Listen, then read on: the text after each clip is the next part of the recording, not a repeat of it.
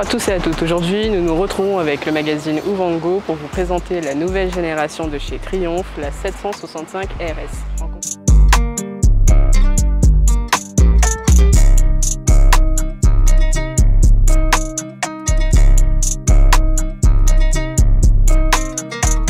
En concurrence directe avec la Tuno 660 de chez Aprilia et la 937 Monster de chez Ducati. Ce modèle se décline aussi en version R et S.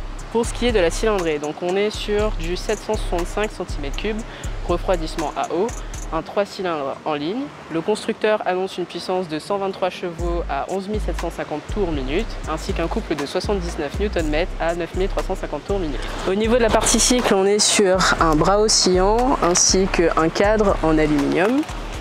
Au niveau de la partie cycle avant, donc on a une fourche ici de la marque Showa d'un diamètre de 41 mm, d'un débattement de 121 mm, avec 3 modes de réglage ici, en précontrainte, détente et compression. Au niveau du freinage, Triumph opte pour un Brembo PR19 au niveau du mètre-cylindre, également montable en PR20 et en PR21. Pour ce qui est du frein à l'avant, on est sur des étriers Brembo radial monobloc 4 pistons avec un double disque de 310 mm et un ABS déconnectable pour les plus aguerris. Pour ce qui est de la dimension de la jante, en aluminium, à l'avant on est sur du 120-70-17 et à l'arrière sur du 180-55-17. Pour ce qui est de l'amortisseur arrière, on a du Öhlins d'un débattement de 131 mm, lui aussi avec 3 réglages, précontrainte, détente et compression. Pour le frein, ici, on a un étrier Brembo, un piston avec un monodisque de 220 mm. L'ABS arrière aussi, lui, est déconnectable. La jante, je vous rappelle, est en 180-55-17. Pour l'autonomie, on est sur un réservoir d'une capacité de 17,4 litres pour une autonomie d'environ 200 à 230 km. Une hauteur de selle de 825 mm qui conviendra aux personnes de petite et de moyenne taille. Ensuite, au niveau de l'empattement, on est sur 1,405 qui est quand même la référence de tous les roadsters pour une bonne agilité. Au niveau du compteur, donc on est sur un tableau de bord TFT 5 pouces de couleur. La luminosité a été revue puisque souvent les gens disaient qu'il y avait un problème sur la luminosité quand le soleil brillait beaucoup. Donc en plus de ça, la luminosité est réglable cette fois-ci. On peut le voir ici. Donc on a différents modes ici, style 1, style 2, style 3 et style 4. On a aussi diverses informations, donc au niveau du carburant, le nombre de tours minutes, au niveau de la jauge à essence également. Ça a été rajouté cette année un chronomètre, comme on peut le voir ici. Triumph embarque 5 modes de conduite, donc Sport, Track, Rider, Rain, Road. Donc à travers ces 5 modes-là, on a le Traction Control qui fait aussi anti-wheeling et anti-dribble avec une centrale inertielle.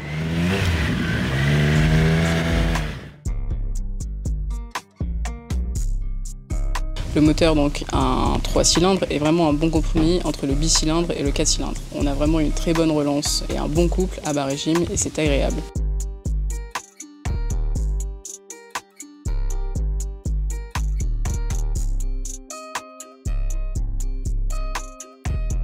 Pour ce qui est de la partie cycle, est relativement ferme, bien qu'elle soit un peu impactée par rapport au freinage. Le freinage, il est très mordant, surtout au niveau de l'avant, ce qui plonge un peu la fourche. Ça nécessitera quelques réglages au niveau des pré-réglages constructeurs.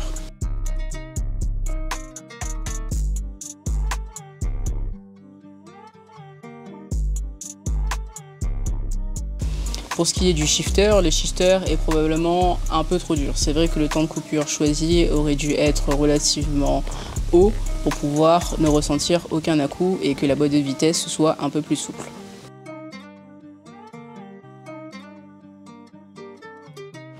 Pour finir sur cette magnifique Triumph 765 RS, donc, qui je vous le rappelle est en concurrence avec la Tuno 660 et la 937 Monster, on va parler des points positifs et des points négatifs. Donc les points positifs, comme vous voyez, on a une jolie finition, style encore plus race, avec un peu moins de carénage cette fois-ci.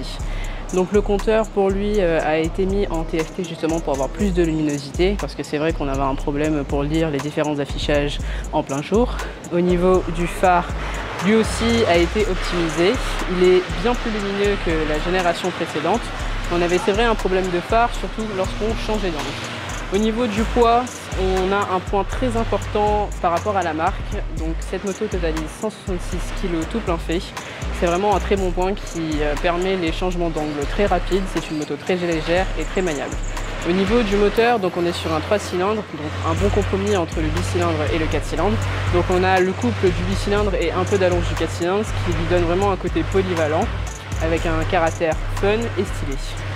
Au niveau de la partie cycle, on a quand même une très bonne partie cycle et des bons freins puisqu'on est sur du Brembo. Pour le prix, Moto2000 annonce cette moto à 16 297 €.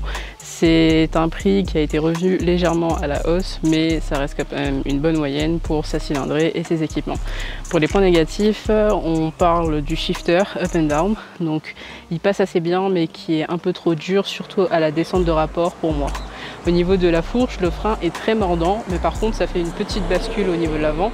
Donc la fourche est légèrement souple, mais pas de panique étant donné qu'on a 3 modes de réglage comme présenté et on pourra donc corriger un peu cette erreur. J'espère que cet essai vous aura plu, donc avec la Triumph 765 RS. N'hésitez pas aussi à consulter d'autres vidéos qu'a fait Ovango pour un éventuel comparatif.